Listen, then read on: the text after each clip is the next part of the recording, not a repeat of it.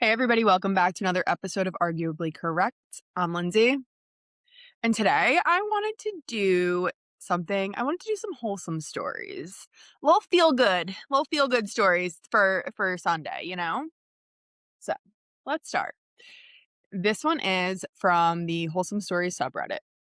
A small act of kindness that reminded me I'm not alone. Today started out pretty rough. I've been feeling a lot of pressure lately, and honestly, I was just one minor inconvenience away from a total breakdown while running my morning errands. I went into a small bakery, and as I was waiting in line, an elderly lady in front of me turned around, looked me in the eyes, and just smiled. She said, "You have such a beautiful energy about you, dear. I hope your day is as bright as your smile." It was so simple, and she had no idea how much I needed to hear that. We ended up chatting for just 2 minutes while waiting for our orders, but that brief connection completely shifted my mood. I left the shop feeling like a weight had been lifted off my shoulders. It's amazing how a few kind words from a stranger can act like a warm hug for the soul. It really is the little things that keep us going. What's a small, wholesome interaction you've had with a stranger that you still think about? I'm such a firm believer in this. Like, kindness is free. It takes absolutely nothing to be kind. And you could be just that person that causes the breakdown or maybe like changes their whole day around. Someone commented, on my way home from a 2-week visit with my aunt, I was on the verge of tears because I thought I'd never see her again. The lady in the seat next to me started a conversation that lasted the whole flight. Turns out she lived on the island where my husband grew up. She showed me pictures of her dog and her family. I wish I'd had a chance to tell her what her kindness meant to me. I did see my aunt one more time. She came home to visit the next summer. That's sweet. Very sweet. We love a wholesome story. Next, this is under the Wholesome Stories subreddit still. 29 male met a girl, 28 female, who stole my parking spot. Dot, dot, dot. And my heart. So, I'm still processing this and I don't really know what to think, but here goes. This was posted a year ago.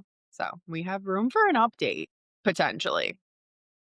A little backstory. I work crazy hours in construction, pipe fitter, if anyone's curious, so I'm usually dead tired after work. Today, after a 10-hour shift, I was on my way home, dreaming of collapsing on my couch with a cold beer and not thinking about steel pipes for a while. I pull into my usual grocery store because my fridge is a wasteland, and as I'm just about to park, this tiny car zips in front of me from the other direction, steals spot. Like, absolutely no hesitation. I was fuming, so I was so ready to yell something, but I see the driver get out and well, I wasn't expecting her to be so cute. She's holding this ridiculous oversized tote bag, clearly frazzled, and starts fumbling with her phone and probably not even realizing what she'd done. So naturally, I park a few spots down, still grumbling, mind you, and head in. I bump into her in the produce section. She looks up from inspecting some avocados, immediately recognizes me. I see her eyes widen, and before I can even think of saying something clever, she blurts out, "I am so sorry for stealing your spot. I didn't even see you, I swear." At this point, my anger's mostly gone, so I just chuckle and say, "It's all good. Just didn't expect a grocery store speed racer today." She laughs, and we start chatting. Turns out she just moved to the neighborhood, and her brain was fried from unpacking all day. We kept running into each other as we shopped, so we ended up walking together through the aisles, comparing favorite snack foods, complaining about overpriced almond milk, seriously why, and sharing random life details. I even helped her reach a box on a high shelf. Tall guy perks. When we got to the checkout, we exchanged numbers, just in case I needed to show her where all the best parking spots were. It's been a couple of days and we've texted back and forth. No big plans yet, but I kind of feel like I owe that parking spot thief a drink. Ultimate meet cute. I would read the heck out of this book is one of the comments. So, no update. I'm going to flag this one in my follow-up posts and check back every so often for one. This reminds me it was around the Super Bowl and my fiance and I were at Stop and Shop and there was a guy, like an older gentleman. He looked very confused, frazzled. He had like a list in his hand, did not know what he was looking for. And he was in my way, to be so honest. He was in my way. I'm like, I need to get to these beans. I'm waiting politely, kind of browsing around like the other part of the aisle, trying to give him a minute so I'm not like up his butt. And finally, like it was quite a bit. Finally, I just had like, sorry, can I help you? Like, what are you looking for? I'm always, what do you look for? "What are you making?" Because I could see he had something in his hand, like a recipe, and he's like, I'm trying to make my friends chili for the Super Bowl," and I think it might have been the day of the Super Bowl. I'm pretty sure it was the day of the Super Bowl, because I remember thinking like, "Oh my god, you should have started this chili already. Like, what do you better get the heck out of here. Get out of the Stop and Shop and get home and start cooking." So I'm like, "Okay, let's go. I'm gonna help you help me. Get out of my way. And let's go through this list together." So we start going through the list, we get him what he needs, and then we kept running into each other throughout the supermarket. So then finally, like our last run in, I'm like, "All right, did you get everything? Do you need me to look at the list? You look good. Your cart looks good for your chili recipe. Like, good. I hope it tastes great. Whatever. Have a happy Super Bowl." But it was like that one, and I will say, yeah, it was the day of the Super Bowl because the store was crazy and I wanted to get in and out. I had no patience left in me, and that changed my entire attitude for the rest of the day, because I just remember thinking like, I could have got so aggravated in my head and like just been like a jerk about it. But instead, I offered to help and had a really nice interaction with a really nice old man, and I hope his chili came out great. So this is why I just love a wholesome story. Moving on. A lot of these are short, so we're just bopping around reading some little feel good things today. The Janitor Remembered Him is the title of this. Still under the Wholesome Stories subreddit. It says, "My nephew is autistic and doesn't talk much at school, so most people assume he's shy or just keeping to himself.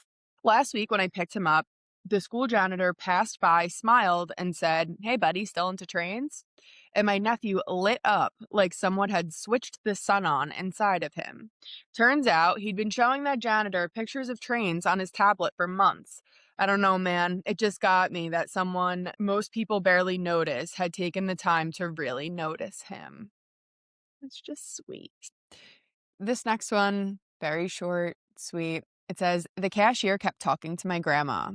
I was in line with my grandma at a grocery store and she was moving slow. I just literally had to glance at their watches and shift their weight, like her age is personally inconveniencing them or something." I think they meant other people were doing that, like being impatient. But the cashier didn't rush her at all. He asked her how her day was going, patiently waited for every answer, laughed at her little jokes, and then surprisingly helped her repack a bag when she fumbled it the first time. Nobody noticed or no hidden cam to appreciate him or anything. He was just patient in a world that usually isn't. And my grandma smiled all the way to the car like someone had reminded her she still belonged. I love that. I thought this comment was really interesting. It says, "Some stores here in the Netherlands have checkouts especially for that purpose. Talk to the customer, make a connection, and make sure they know they are still a part of this world." I'm going to butcher this. It's kletskassa. I'm sure I'm butchering that, but that's the term they are called at the jumbo supermarkets. And I know that there are a lot of people being very grateful that they exist.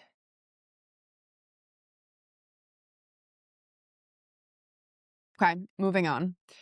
This next one is still under the Wholesome Stories subreddit, and it says, "I stopped a moving Chevy Tahoe with my bare hands today."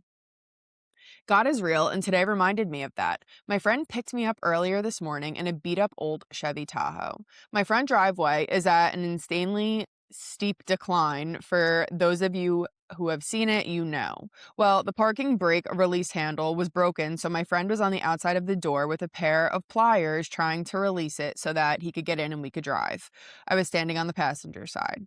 When he finally got the parking brake released, he didn't realize that the car was in neutral. This is a very heavy car on a long slope with a steep decline. I don't know why I can't say this. Before I knew it, the car was rolling backwards at a surprisingly high speed directly to my neighbor's car across the street. Now, I don't remember making the conscious decision to start running, but I did. By this time, the car was in the middle of the road, rolling even faster. I'd say it was moving easily 5 to 10 miles per hour by that point. Within a split second, I was behind the car and pressing up against it with all of my strength. I have no idea how I ran 30 feet and got myself behind that moving car so fast, but I did. By this time, I was standing just past my neighbor's sidewalk in front of their car with my hands on the back of my friend's car, pushing with everything I had in me. No joke or exaggeration here, my left leg was under the neighbor's rear bumper, and my butt and back was maybe 6 inches away from their car. I did not move or budge once I planted myself behind that vehicle. With maybe 2 feet of space between both cars and me directly in between them, I was able to get to the car to come to a full stop without any impact or damage done. I realized that I nearly got crushed by a 6,000-pound vehicle. I was 2 feet away from death, literally, LOL. When I reflected on all that occurred and everything I didn't remember making the conscious decision to do any of the things that I did. It's almost like my body was on autopilot, like something was moving without any flaw. The execution of what I did was too perfect to give all credit to myself. I know in my heart that God watched over me in that moment and gave me the speed and strength to act quickly and stop something very bad from happening. 2 miracles occurred. I was saved from death and saved my friend from wrecking a $40,000 vehicle. Praise God. You know what? Sometimes you wonder, like, what was the reason? How did that even happen? I mean, adrenaline, of course. Adrenaline is, but sometimes you do feel like you got like, where did I get this superhuman strength from? Or, and that could apply in so many other situations, like even like mental strength, something to be said for having some faith, no matter what you believe in. Having faith is something good. All right, moving on. This one is still under the Wholesome Story subreddit. It says, nice story, I just wanted to share. So me and my dad went to a sports store to get some stuff, and we seen a guy who locked his keys in his truck, and no, he wasn't breaking in. You could see the keys on the console, and it was a crowded area with cops. But anyways, he looked like a really sweet blue-collar man who was having a bad day. So we tried to help him unlock his truck and even gave him some tools to do so. My dad ultimately failed, so we left him the tools and went shopping. We came back and he was gone, but the tools were put back in my dad's truck and we saw a paper on the windshield. He left a note saying how grateful he was, albeit his handwriting was terrible. Anyways, it was really sweet and gave me faith in humanity. Have a good day. This is true. Sometimes you really do just have to have faith in humanity. Like,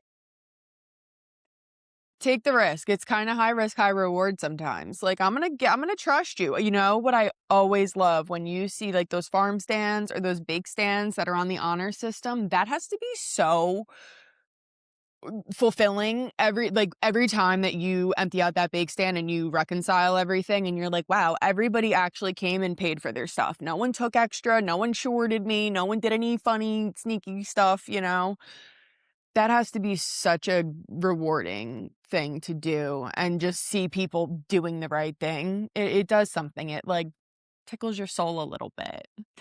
Someone said, not gonna lie, this warmed my heart for real. It's those little moments of trust between strangers that remind you people are mostly good. Like leaving the tools with him and actually returning them, that's pure. And the fact that he took the time to write a note, even with terrible handwriting, just shows how much that kindness meant to him. To be honest, we need more stories like this to balance out all the negative stuff we usually see. Your dad sounds like good people. This is why I was like, I want to read some of these stories. I do love when I see like and there's a lot more wholesome, I guess, video interactions out there on the internet these days. So, and I will say, like, a lot of stories that I read while I was kind of searching around for these, I mean, they were nice, but I'm not going to really read them again for a video. So I really want to I'm going to keep searching, and I want to make this like a segment where we can share wholesome stories and positive things too, because there's a lot of negativity in the world. And that's one thing that I really didn't want this channel to have anything, but I didn't want anything crazy negative. We could joke at like the Am I the A-hole post and stuff like that, but I wanted to keep it mostly lighthearted and not super judgmental, kind of keep an open mind with all these stories. This is not a place to come bash people and be overly critical. The world does not need any more of that. So just wanted to say that. I don't really think that I've kind of said my piece on that yet. So there it is. Okay, moving on. All moving on. All right. This one is from a year ago, still under the Wholesome Stories subreddit. It says hospital patients prioritized me for the hospital. So this was a few years ago before I discovered that I have PCOS during COVID. I had to go to the hospital because all of the sudden my stomach area began hurting like hell, the worst feeling I ever had in my entire life. Apparently a cyst had burst on one of my organs. Oh my goodness, poor thing. My brother drove me to the hospital, and when we arrived, I was doubled over while walking, breathing heavily. The nurse told us to take a seat, and we did. However, my pain grew and grew, and eventually got so bad that I started crying. And I don't cry from physical pain usually, but it was the worst kind of pain ever. Yeah, bursting cysts and being able to physically walk is crazy. The pain ended up getting even worse from there to the point that I started throwing up everywhere. Now she's in the ER at this point, throwing up everywhere. So I was stuck between vomiting and crying my eyes out because of how badly it hurt. The other patients at the hospital started getting extremely concerned for me at this point. Suddenly, all of the patients were yelling at the staff to let me in, even others offering their turns for me, and not just anyone. There was even a guy with what appeared to be a work accident where there was a giant nail through his hand that was offering his turn for me as well. So she was clearly in physically excruciating pain to the point where everybody else is now noticing and concerned. Pretty soon, the staff put me in a wheelchair and rolled me into the rooms, giving me anti-pain meds and everything else they had to. That day, I felt so grateful to all those patients who gave me their turns. Me being modest, I also kind of felt bad that I had caused such a scene, but it's not like it was in my control. So again, I truly thank that entire waiting room for their concern and helping me. Yeah, definitely a place you will see some humanity is a hospital. That if you'll see it anywhere, you're gonna see it there. No matter who you see it from or what role you play being at one, you can see it. You could be the mail person delivering the mail. You never know. Okay, moving on. I recently love birds very much. I'm into birds. So this story in particular, I enjoyed. I rescued a crow from drowning in the lake next to my house. My dog alerted me that the crow was near, so I was paying attention to make sure that my dog didn't chase it. It was trying to have a bath in the shallow water. I noticed it looked like it had been sprayed by something sticky and it was covered in gnats. It tried to fly off, and I saw it struggling and then crash into the deep water. I tied my dog to a safe place and grabbed a kayak to go rescue the crow. He was barely able to keep his head out of water, and the more he panicked, the more he was sinking, so I started talking to him as calming as I possibly could. He started to calm enough he could let me get close. I put my paddle under his body and slowly lifted him up and held it while water poured off his feathers. I then placed him on the nose of my kayak so he could rest. I kept talking to him while I paddle closer to shore. Once he was rested enough, he flew to a small tree to finish recovering. It was an incredible experience, but the best thing was he became a friend. I believe it. If I was outside, he was with me, even flew along with me when I went for walks. He continued this for a few years. He eventually brought his partner here, and now, about 7 years later, we have a group of crows that call our yard home, and they are all my crows group and their offspring. That is one of the most beautiful crows. Crows are so brilliant, and they will remember your face. This is like a super believable story to if you don't know much about. I feel like everybody knows about crows though. Like I feel like this is very common knowledge. Um if you know about birds or not, and I don't even know that much about birds, but common knowledge, crows remember people's faces. Like if you're mean to them, they'll remember your face. They'll come mess with you. So this crow definitely remembered the really nice thing that this person did for them. And how beautiful. I love that. Okay, next. Wholesome school stories. Hmm. I don't think I read this one. I think I just saw it and figured it might be decent. And let's take a chance. Just had a really wholesome moment and I want to share it here. I'm in my senior year in high school and I'm currently going through a hard time where I feel no one loves or cares about me. For a bit of background, there's this girl who I will call Sammy. Sammy was in my language arts class last year and was in my third period language arts class this year. However, the class was getting full and my teacher had to switch up schedules. That being said, she moved me to her second period. Well, today I was walking in the hall and Sammy called me over. We barely talked and I wasn't aware that she even knew who I was. She asked me, "Why haven't you been in language arts? What's going on?" She didn't ask in an accusatory way, but in a concerned, almost like that's not like you type of way. I quickly explained that I was moved to second period and we had a quick little chat before we were off to class. But now I'm sitting in my next class about to cry because I feel like someone cares about me. And someone who I barely talk to took time out of their day just to check on me. It might have been only a question to her, but it meant everything to me. I hope she keeps going far in life and that she keeps care for others. I hope you all enjoyed this story. Just know that the little things matter. That's probably why I picked it, because the last sentence I probably skimmed and said, "Oh, little things," because I'm a firm believer. The little things are everything. The big things mean nothing. Truly, they mean nothing. Those are the big things are probably or more so the things that you're supposed to do in life. Like you have to do the right thing, or you should anyway, do like the big right things. The little things are what you do, your character, like who you are and what you do when no one's looking, kind of thing. And that's what I think is the most important. Everybody can put on a show or a mask or act a certain way in public or in front of people. It's what you do and how you treat people when you think no one's paying attention or looking. And nowadays, everyone's always looking and paying attention and have their cameras out and everything. So it always blows my mind when people act crazy on a video because I'm like, don't you know where you're going to end up right on the internet? But whatever. That's not my problem. All right. Well, that's it for the wholesome stories. I wanted to just keep it short and sweet, a little palate cleanser, if you will. Make sure to like and subscribe, and stay tuned. I'll have more. I don't know. I kind of want to do maybe some creepy ones. The hygiene subreddit still scares me, but for whatever reason, I gotta read more. I gotta see how gross people are. I don't know. But anyway, thanks so much again for watching. Have a good night.